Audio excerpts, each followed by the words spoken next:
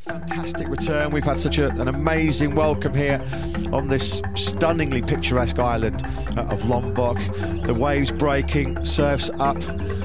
We're still awaiting some confirmation about whether Marc Marquez will be taking part in this 20-lap Indonesian Grand Prix.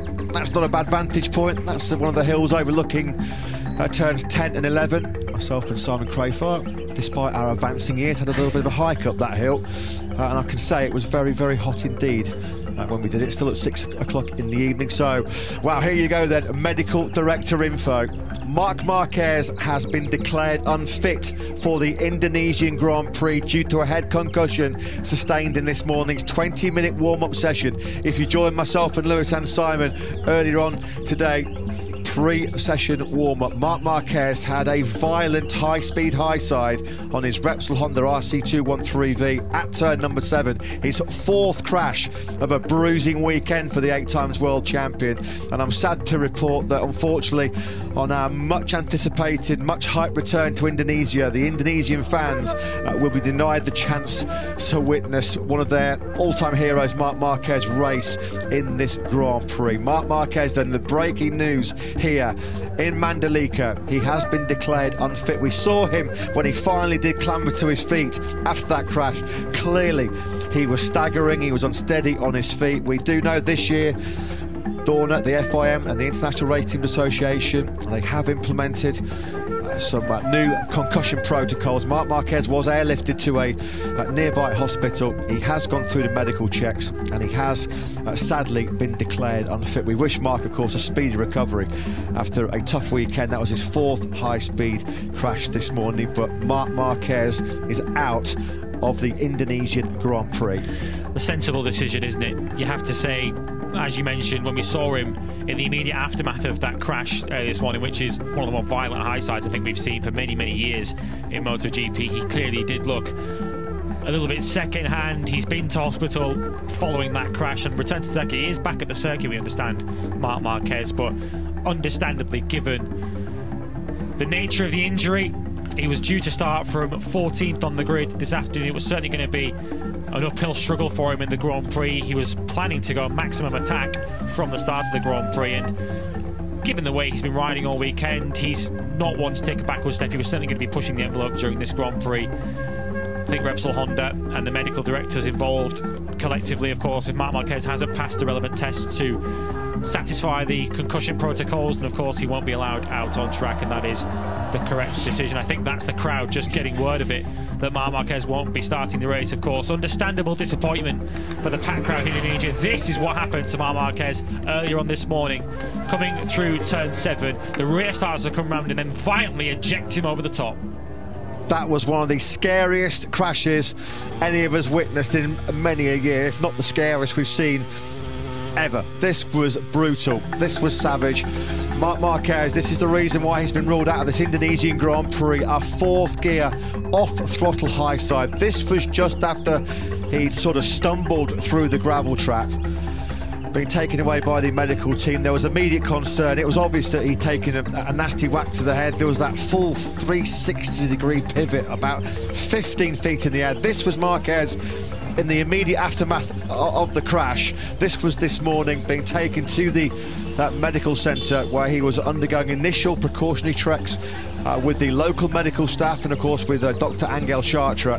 He then was taken to a nearby hospital on this island of Lombok. Here we go. This was Marquez then being transferred by air ambulance. This was just for some precautionary checks, of course.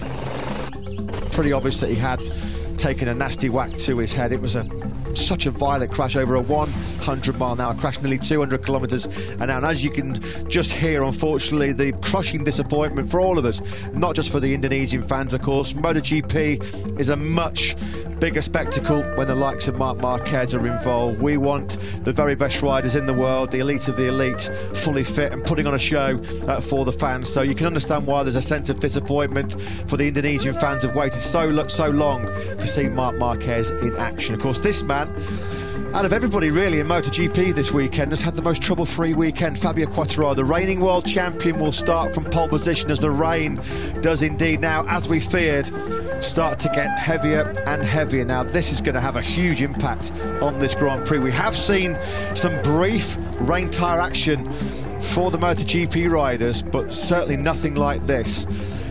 So, Marc Marquez out, the rain's starting to fall. What else can we contend with here this weekend? It's been a pretty dramatic return to Indonesia for MotoGP. You'd think, based on the intensity of that rain that we saw ahead of us, as Alberto Puig speaks to the world's media, we'll no doubt hear from him. Keep your eyes on MotoGP.com for comments from the Repsol Honda team manager. Given the intensity of the rain, you would expect it to be a wet track for the start of this Grand Prix if we do start on time at 3 o'clock local time in just under 45 minutes from now.